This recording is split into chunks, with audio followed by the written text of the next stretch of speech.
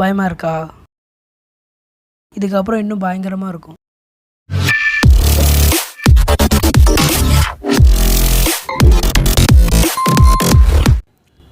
Exam எழுதுறதுக்கு முன்னாடி exam question paper எப்படி இருக்குன்னு நினச்சி நம்மளுக்கு பயமாக இருக்கும். அதுவே எக்ஸாம் ஹாலுக்குள்ளே போய் நம்ம படித்த கொஸ்டின் பேப்பரில் வரல அப்படின்னா அதுக்கப்புறம் பயங்கரமாக இருக்கும். புரியலை. எக்ஸாமில் சீட் பண்ணதுக்காண்டே க்ரியேட் பண்ண எக்ஸாம் சீட்டிங் கேஜெட்டை பற்றி தான் பார்க்க போகிறோம். Rolling paper pen. இந்த பெண்ணோட லுக்கை பார்க்கறதுக்கு நார்மல் பென் மாதிரி தான் இருக்கும். ஆனால் இந்த பெண்ணோட சைடில் பார்த்தீங்கன்னா இழுக்கிறதுக்கு ஒன்று கொடுத்துருப்பாங்க. அது இழுத்தீங்க அப்படின்னா ஒரு பெரிய பேப்பர் வரும். இதே மாதிரி நம்ம எக்ஸாமில் எழுதிட்டு சொல்ல நம்மளுக்கு மறந்துட்டு அப்படின்னா நம்ம லைட்டாக எடுத்து பார்த்து எழுதிக்கலாம். இந்த பெண்ணை எப்படி யூஸ் பண்ணணும்னா, இந்த பெண்ணு சைடில் இருக்க பார்த்தீங்கன்னா இழுத்தோம் அப்படின்னா ஒரு பெரிய பேப்பர் வரும். நமக்கு தேவையான நோட்ஸ் ஒரு குட்டி பேப்பரில் எழுதி இல்லை ஒட்டி யூஸ் பண்ணிக்கலாம்.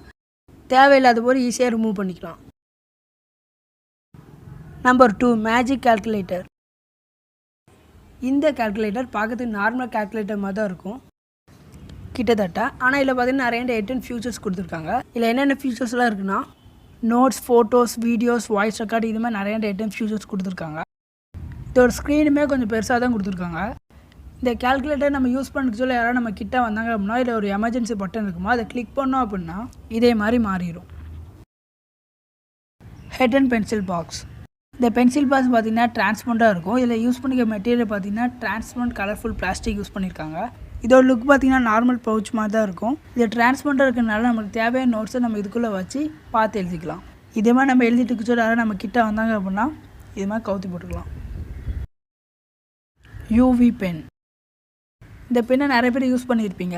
இந்த பெண்ணும் பார்க்குறது நார்மல் பென் மாதிரி தான் இருக்கும். ஆனால் இந்த பெண்ணோட மேலே ஒரு லைட் கொடுத்துருப்பாங்க. இந்த பெண்ணை வச்சு நம்ம எழுதுனான்னு தெரியாது.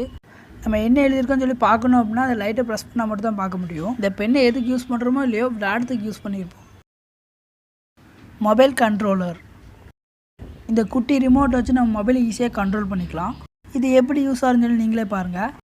ஃபஸ்ட்டு இந்த கண்ட்ரோலர் நம்மளோட பாடியோட ஃபிட் பண்ணிக்கணும். ஃபிட் பண்ணிட்டு நம்மளோட மொபைலில் எங்கேயாச்சும் எக்ஸாம் மேலே ஒழிச்சு வச்சுக்கணும். இதே மாதிரி அதுக்கப்புறம் நீங்கள் எக்ஸாம் எழுதி டீச்சரோட உங்கள் மறந்துட்டு அப்படின்னா அந்த கண்ட்ரோலை வச்சு நீங்கள் ஈஸியாக உங்கள் மொபைலை கண்ட்ரோல் பண்ணி பார்த்து எழுதிக்கலாம். இதை பார்த்து நீங்கள் எழுதிட்டு இருக்க சொல்லி யாராவது உங்கள் கிட்ட வந்துட்டாங்க அப்படின்னா இதோட எமர்ஜென்சி பட்டன் இருக்கும். அதை கிளிக் பண்ணிங்க அப்படின்னா டிஸ்பிளே ஆஃப் ஆயிரும். Super pen.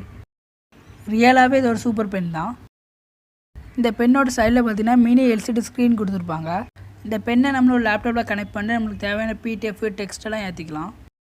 இந்த பெண்ணை எப்படி யூஸ் பண்ணோம் அப்படின்னா இந்த பெண்ணில் ஒரு மினி டிஸ்பிளே இருக்கலாம். இந்த டிஸ்பிளே நமக்கு தேவையான டெஸ்ட்டை வச்சுட்டு நம்ம பார்த்து எழுதிக்கலாம்.